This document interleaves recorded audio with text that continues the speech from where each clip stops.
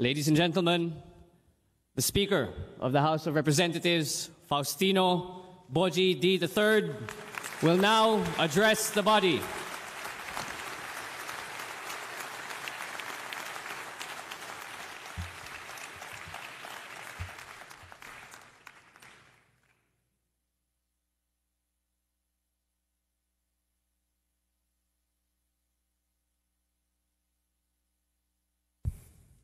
To the honorable members of this august chamber, the 20th Congress, mga kababayan, magandang hapon sa ating pong lahat. Ako po'y lubos na nagpapasalamat sa mga kasama kong mambabatas sa House of Representatives sa paghalal ninyo sa akin bilang Speaker.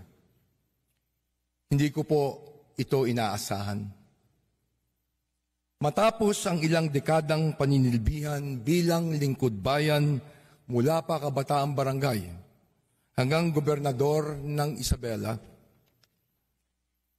inakala ko na ang susunod na yugto ng aking buhay ay para sa aking pamilya. Ngunit, ibang daan ang inilatag ng ating Panginoon. Dinala niya po ako muli dito sa Kongreso upang mas higit pang palawakin ang aking paglilingkod. Aminado po ako, meron po akong pangamba sa aking dibdib habang iniisip ko ang hamon na katungkulang inaatang sa aking balikat.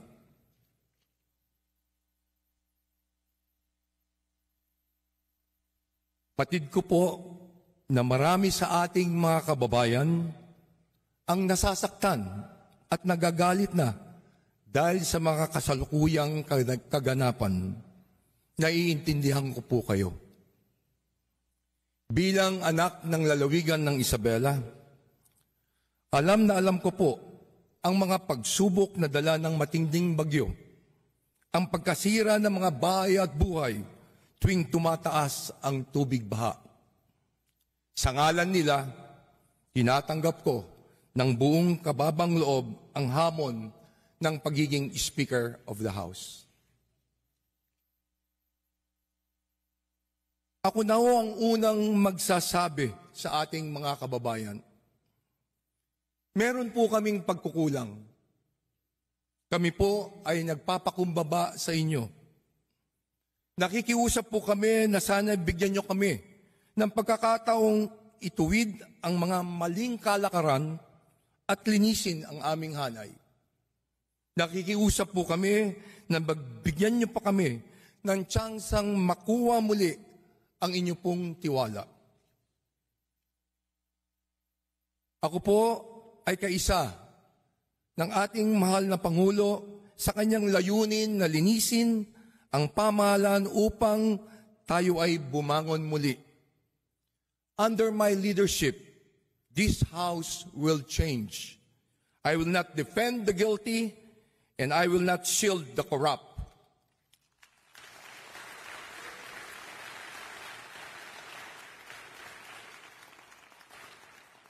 Gaya ng paninindigan ng ating Pangulo, no rank, no ally, no office will be spared from accountability.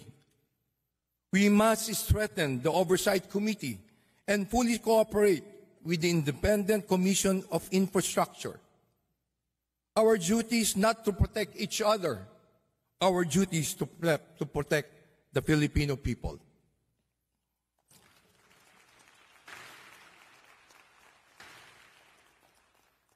Alam kong maaaring maging puno ito ng panganib dahil sa mga maaaring matapakan. Sinusugal ko ang aking pangalan na matagal ko pong pinagpaguran. Yayakapin ko ang sakripisyong ito nang maibsan ang mas mabigat na sakripisyong kinakaharap ng ating mga kababayan. Malinaw sa akin na higit matimbang ang aking pananagutang itaguyod ng ating saligang batas at unahin ang kapakanan ng mas nakakarami.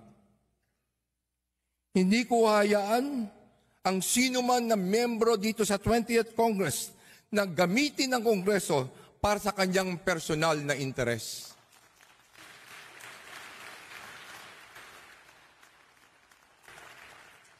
Panahon na nang ituon natin ang ating paningin sa mga pangailangan ng ating mga kababayan.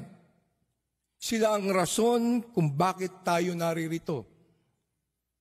Huwag sana po natin kalimutan yan.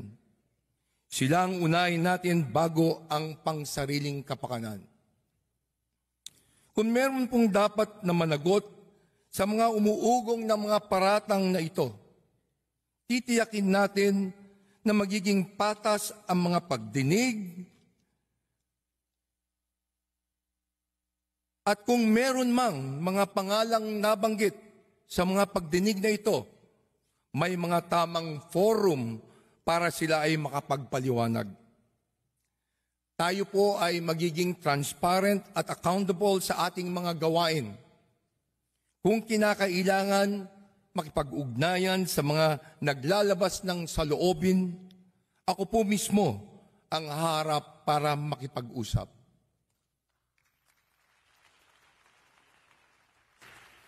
Makikinig po kami sa daing ng ating mga mamamayan.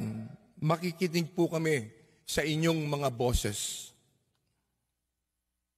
Ito lang ang paraan para lumabas ang pawang katotohanan at dito lang masisimulang matanggal ang agam-agam ng ating mga kababayan. Sa mga kasamahan ko sa Kongreso, magtatagumpay lamang po tayo kung tayo magkakaisa upang makamit ang hangaring ito. Buo po ang aking paniniwala na mas nakakarami sa ating mga kasamahan ang nangangarap at handang magtrabaho ng tapat para mapabuti ang ating bansa.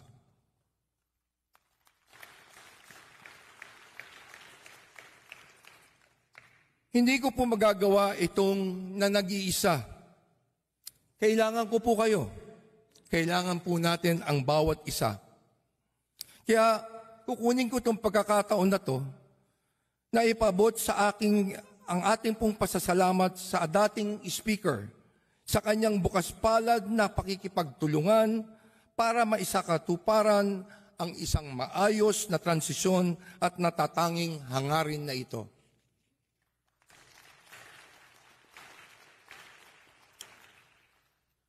Sa tulong ninyo, sisiguraduhin natin na ang bawat sentimo ng paglalaanan ng budget sa bawat departamento ay tutugma sa pangangailangan ng mamamayang Pilipino. Pagtutulungan nating makapagpasa ng isang maayos at malinis na budget na mailalaan lamang tama sa mga programa para sa ating taong bayan. May mga hakbang nang ginawa upang gawing mas bukas ang proseso ng pagpasa ng budget at mas paigtingin pa natin ito.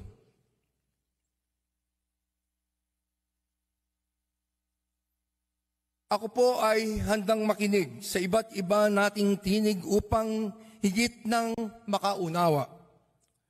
Nakahanda po ang aking bisig na makipagtulungan kanino man alang-alang sa ating bansa. Mula noon hanggang ngayon, ako po ay walang pinipiling kulay. Lahat ay mahalaga. Lahat ay may maaaring maiambag upang magampanan ang ating mandato bilang kinatawan ng ating pong mga mamamayan.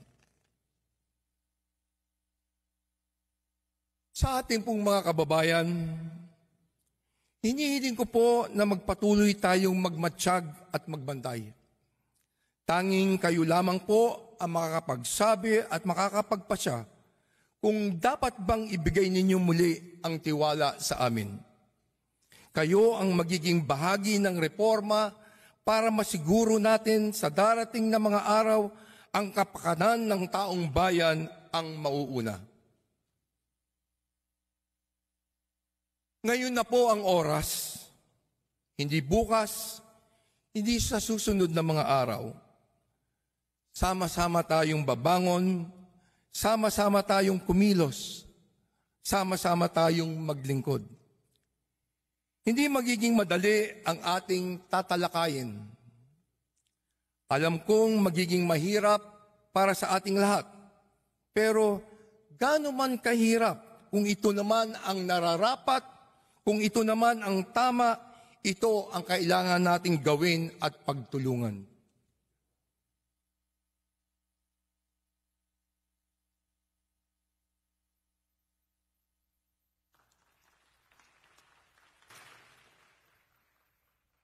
Sa bagong Kongreso, ipaparamdam po natin ang tunay na malasakit. Ipapamalas natin ang tunay na paglilingkod na nakatutok ng buo para sa pag-angat ng buhay ng sambayanang Pilipino. Walang ibang agenda, walang ibang interes. Kapakanan ng Pilipino ang simula, gitna at dulo at wala ng iba.